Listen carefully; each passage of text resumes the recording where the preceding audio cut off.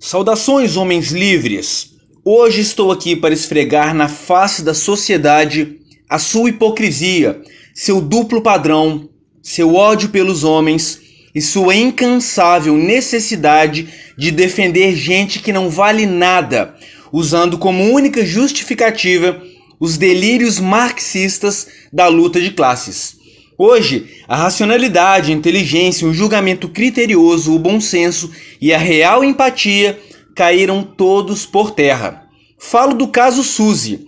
Para quem não sabe, Drauzio Varela foi ao ar no programa do Fantástico entrevistar travestis na cadeia e abordar a realidade cruel a que essas pessoas são submetidas. Antes de prosseguir, quero fazer uma nota de esclarecimento. Eu não nego a existência da homofobia.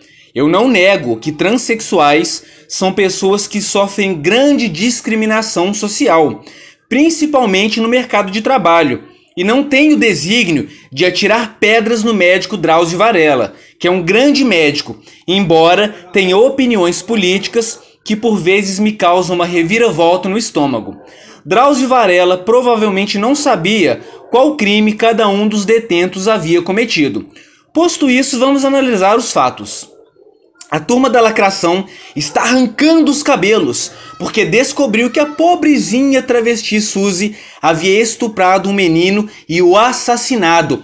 Um crime que não há justificativa, um crime atroz, hediondo, desumano e absolutamente repudiável. Seu passado foi levantado e sua vida exposta nas redes sociais. A população se indignou, e com razão. Não vou fazer julgamento aqui e nem expor a minha opinião. Meu propósito primordial é escancarar a hipocrisia dessa sociedade misândrica, lacradora, insensata, cujos valores invertidos e inconsistentes nos dão ânsia de vômito. O ANTRA, Associação Nacional de Travestis e Transsexuais, fez uma nota de repúdio, que, diga-se de passagem, só tem rarrás como reação, dizendo que não nos cabe julgar a pobrezinha da Suzy, pois ela já foi julgada pelo Estado. Até o dado momento, não tenho grandes discordâncias com a postagem. Todavia, se analisarmos o cenário social como um todo, em que se encontra agora o Brasil e também o Ocidente, essa postagem é digna de escárnio e repúdio.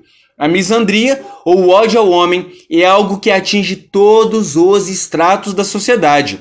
Vemos todo santo dia casos de homens que são agredidos pelas esposas e se revidam, mesmo que de forma amena, são ostracizados, perdem o emprego quando não terminam com a cara inchada por causa de algum linchamento promovido por cavaleiros brancos e manginas. Sim, a sociedade acha absolutamente inaceitável que um homem defenda sua integridade física quando atacado por um ser do sexo feminino. A hipocrisia, porém, não para por aí. No Brasil, 90% dos casos em que há destruição patrimonial ou mutilação genital, as vítimas são homens. As mulheres ridicularizam o fato e debocham de homens que tiveram seus pênis mutilados pelo simples fato de que traíram suas esposas. Sim, amigos, decepar a genitália de um homem não gera comoção, apenas deboche. Mas se a sua mulher te dá murros e pontapés ou puxa a faca para você, e você, no momento de reflexo, simplesmente a empurra para longe, irão pedir a sua cabeça numa estaca. O vídeo mais chocante que vi até hoje relacionado ao tema em questão foi de uma mulher desequilibrada que, em meio a lágrimas de crocodilo, tentava justificar o fato de ter esquartejado seu marido. Sabem qual foi a motivação para que ela cometesse tal barbaridade? Agressão verbal. Vou repetir. A agressão verbal. Ela esquartejou um ser humano porque era simplesmente ofendida dentro de casa. Não havia violência física. O cenário de horror se tornou ainda pior quando, por curiosidade, resolvi ler a seção de comentários. Sinto náuseas só de lembrar. Vários comentários ovacionando a diabólica atitude inundavam aquela seção de comentários do YouTube, repleta de misandria. Um deles dizia: "É porque você nunca foi humilhada, senão entenderia. Errada não tá." Essa frase de ódio e desrespeito pela vida humana tinha mais de 1.200 curtidas. Voltemos, pois, à nota de repúdio da ANTRA. Feministas e lacradores estão defendendo o travesti molestador de criancinhas, dizendo que não nos cabe julgar, que o Estado já fez o seu papel. Ora essas, Bruno Goleiro também já havia cumprido sua pena, e as atrizes feminazes da Globo lançaram campanhas para que ele não conseguisse emprego, dizendo: meu ídolo não é feminicida.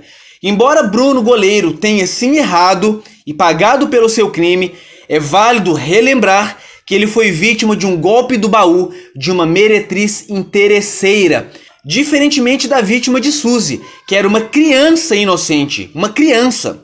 Percebem como a sociedade está? Aparentemente, as pessoas têm mais pena de uma mulher golpista que de uma criança inocente, mas esta análise também está um pouco equivocada, e digo a vocês o porquê.